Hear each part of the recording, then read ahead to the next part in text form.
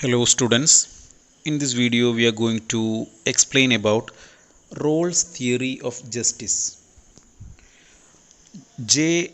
Rawls, an American philosopher and sociologist, introduced a criterion of social justice that involves a high degree of equality in the distribution of income.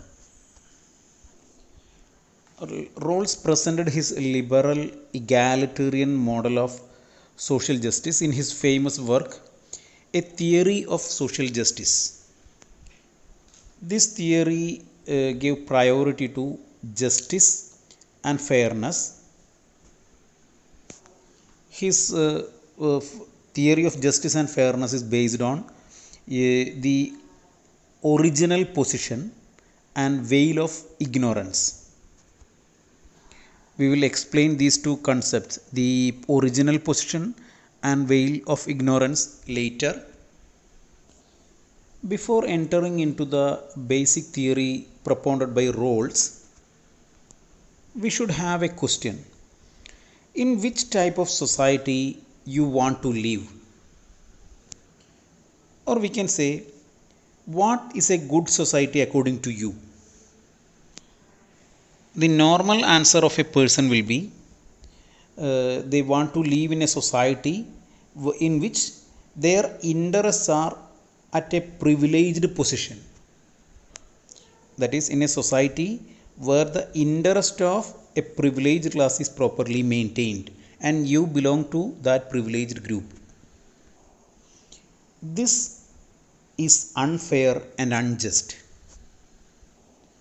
In this context, John Rawls introduced his concept of justice, his theory of justice, which will be fair and justice.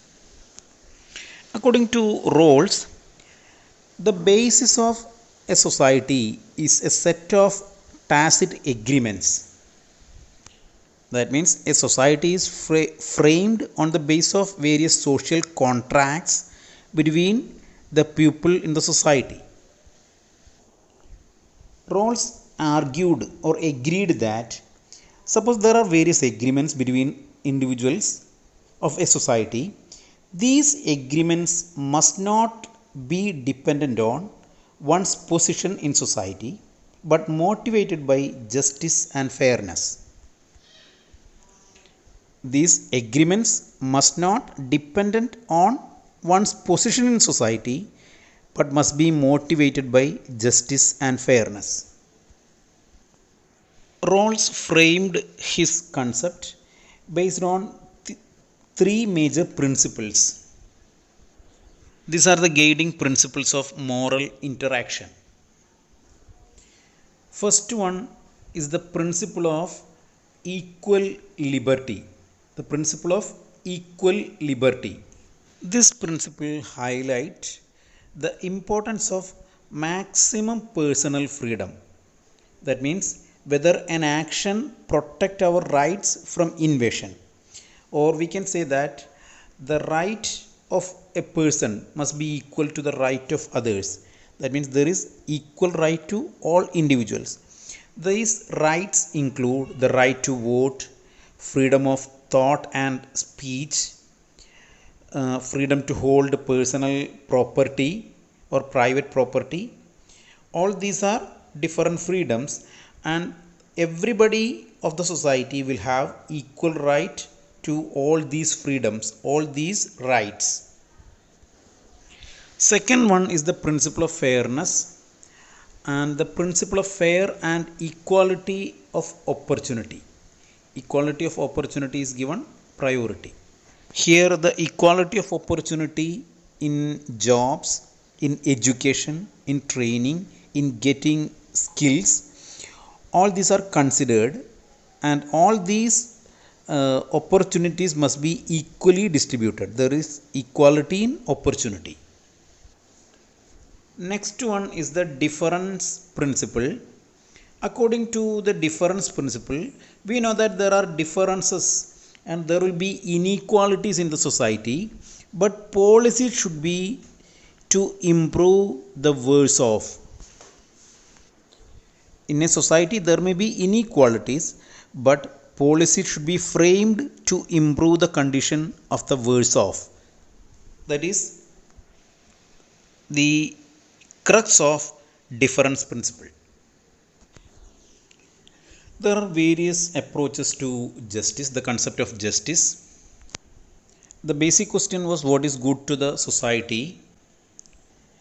According to the principle of utilitarianism, greatest good to greatest number of people will be the best. As we said earlier, according to utilitarianism, if there is greatest good to greatest number of people, the policy can be supported. If a policy improves the condition of the majority, that is to be accepted even though it adversely affects least number of people. That means a project or program can be supported if it affects only least number of people. If least is affected, the policy can be supported. That is the idea of utilitarianism. According to Rawls, this idea cannot be supported because he rejected utilitarianism.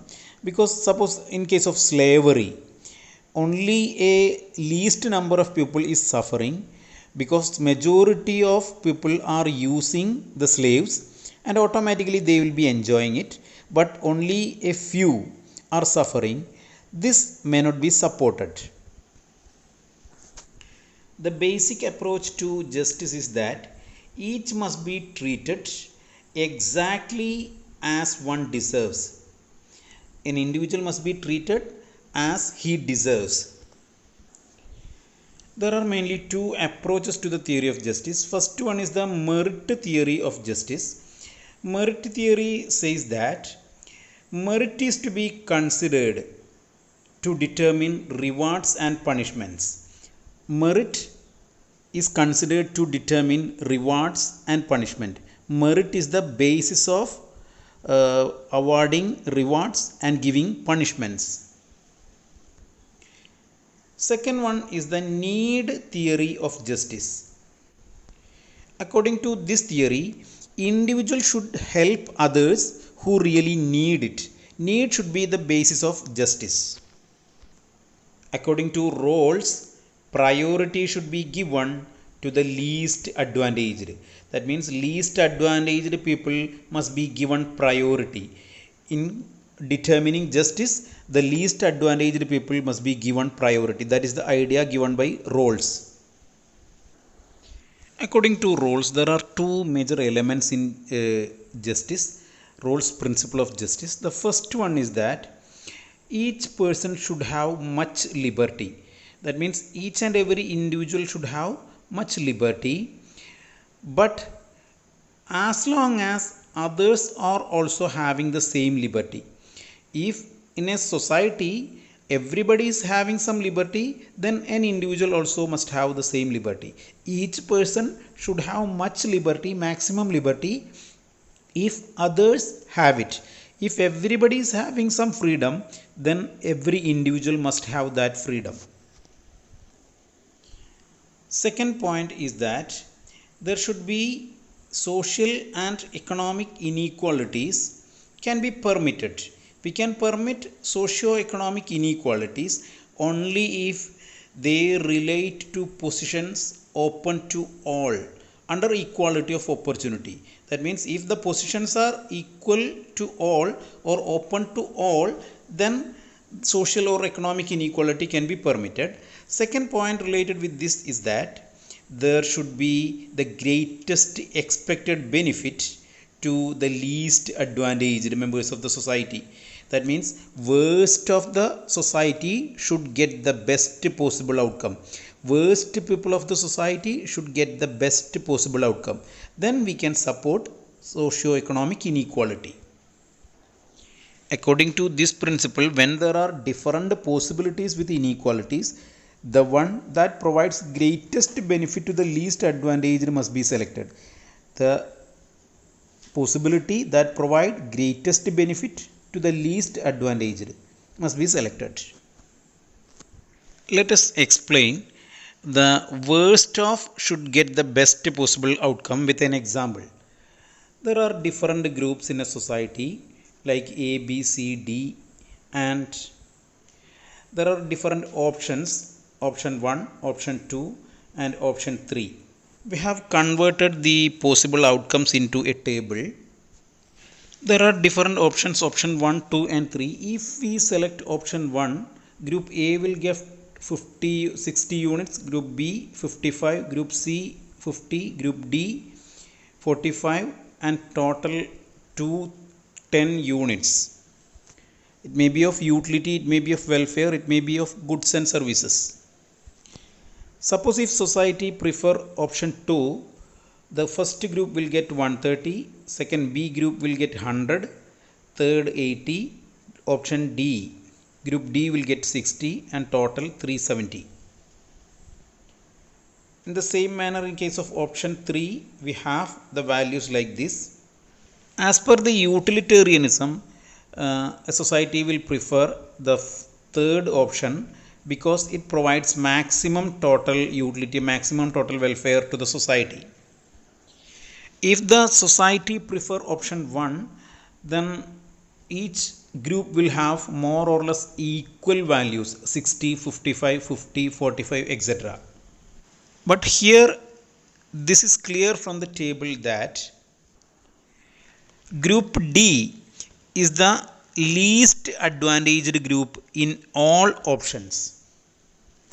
In option 1, option 2, option 3, group D is the least advantaged group because they are getting the least value.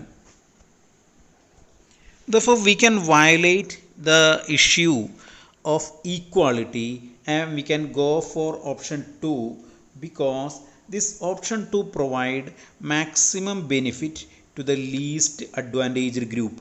Even though the total value, that is this 370, is lower than this value. Therefore, we can say that socio-economic inequalities are permitted only if the worst off should get the best possible outcome. Here, option 2 maximizes the welfare of the least advantaged, maximizes the advantage of the least advantaged or disadvantaged group. Therefore, this strategy is maximin strategy. Already group D is getting minimum, therefore we are adopting a maximization of minimas. This strategy is known as maximin strategy. Here option 2 is the maximin strategy which can be selected because it provides welfare to the least advantaged people. Therefore, the utility function of roles can be expressed as W is equal to W into U1, U2, U3, etc. up to UN. That is equal to minimum of U1, U2, U3, U4, etc. UN. Here U1, U2, U3 are the minimum utilities of the individuals in the society. Therefore, according to roles, the welfare of the society will be maximized when the welfare of the worst of individual is maximized.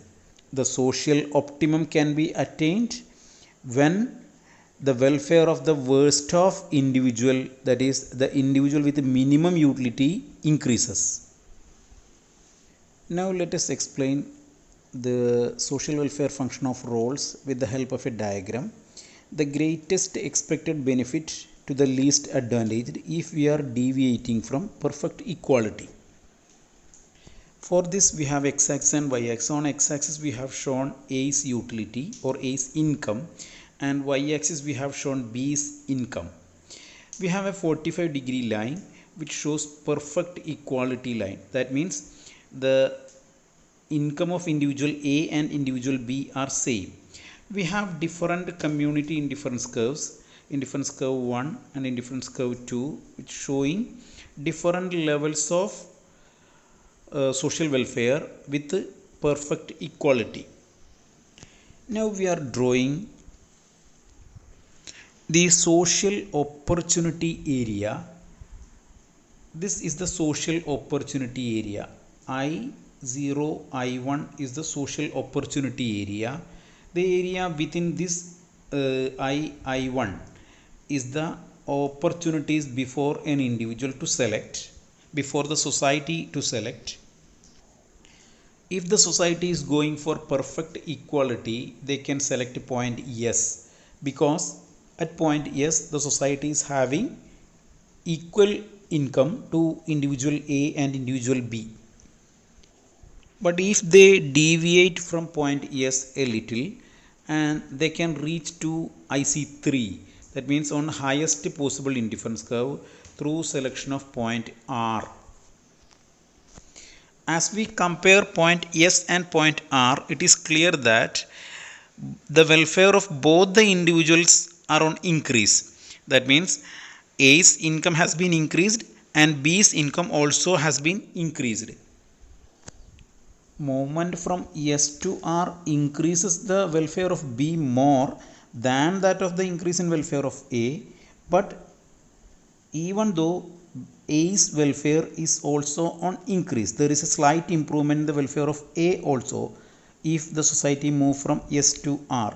Therefore, perfect equality may not always provide maximum social welfare. We should consider the greatest expected benefit to the least advantaged members of the society. Such a condition can be attained at point R. Now we are moving to the core concept of Rawls' social theory of justice. Here, an individual is the decision maker. Individual makes decisions for the society, and individual is the person to decide how the societies are to be organized. This decision will be taken by the individual. Before the decision, there should be an original position. This original position is free from all privileges that an individual may enjoy in society.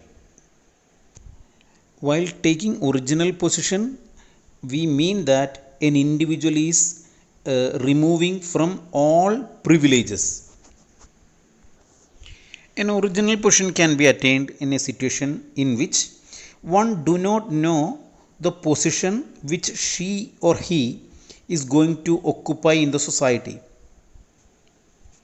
That means an individual don't know what position he is going to have in the society. The positions may be like rich, poor, privileged, disadvantaged, etc. The individual don't know in which group he is going to be after this particular decision. This lack of knowledge is the veil of ignorance. This veil of ignorance must be there before taking the decision. Once again, an individual is the person who takes the decision of the society regarding how the society is to be organized. This, before taking the decision, the individual must come to the original position. This original position means an individual is free from all privileges. That means a situation in which one do not know the position in which he or she is going to occupy in the society. What is the position that the individual is going to have in the society? That is the original position. This leads to a veil of ignorance. We can explain the veil of ignorance with an example of cake cutting. You are going to divide a cake in between 8 individuals. The question is that how will you cut it? If you have given freedom to select any piece and in the first stage itself, you will take the biggest piece of cake. That means you know you are the first person to get the cake. In such a situation, you will find the largest piece of cake for you. Suppose you are going to get the last piece of the cake, then how will you cut it? That is another question. If you don't know which position you are going to get, then you will cut it equally. 8 pieces of cake will be equal.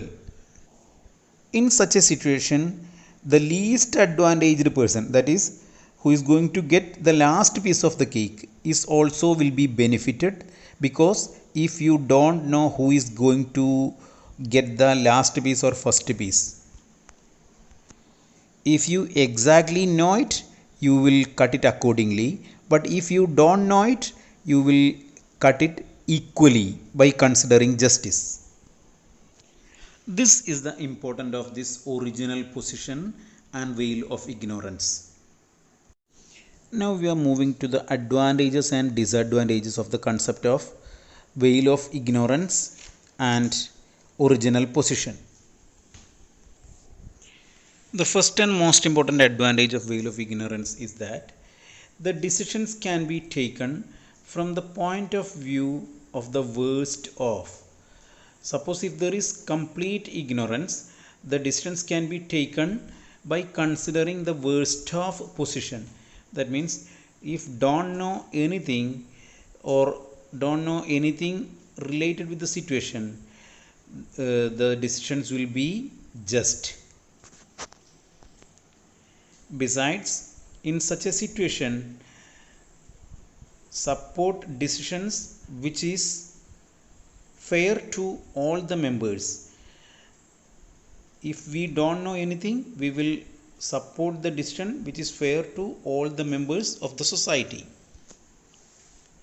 If there is veil of ignorance, individual expects people to just be usual rational selves. Normally individual become a rational selves. They will be forced to think from the side of the worst of. Rational people not only consider things from the perspective of worst of, they will also try to ensure that the policies they frame must benefit the society as a whole. They not only consider from worst side, but also they will try to ensure the maximum benefit to each and every individuals of the society. Third point is that fairness or equality must be the outcome of rational action, not from the benevolence of or generosity. That means fairness and justice should be the outcome of rational action, and it should not come from the benevolence of a group of society. Next advantage is that impartiality is not because of morality but because of rational thinking.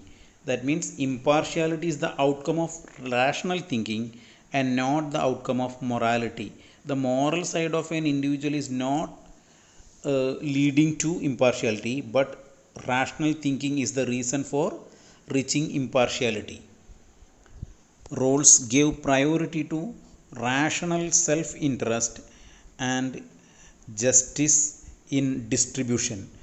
These are the two concepts gave importance by J. Rawls: rational self-interest and justice in distribution. Now we are moving to the major criticisms of this approach. First one is this is too unrealistic. The original position is too unrealistic and abstract. It is a fact that the desire of an individual to have a just society, egalitarian society, depends upon who we are, what is our position in society, which is our class, what is the position of our wealth, etc. All these elements determines the desires for having an egalitarian or just society. Therefore, the original position is too unrealistic and abstract. Second criticism is that the individual who is in original position may not always rational. We cannot expect that an individual who is in original position is acting rationally. He may be a risk lover, therefore he may divide the cake unequally. by expecting that he will get the larger piece. Third is the criticism developed by Chamberlain and Nazik. These two economists introduced an example and proved that the least advantaged might have less and still be just society. That means the least advantaged is getting only lesser quantity, but even though they are getting lesser quantity, the society is having justice, equality. According to them, Rawls' concept may not be sustainable always. These are the major criticisms against Rawls' concept of justice.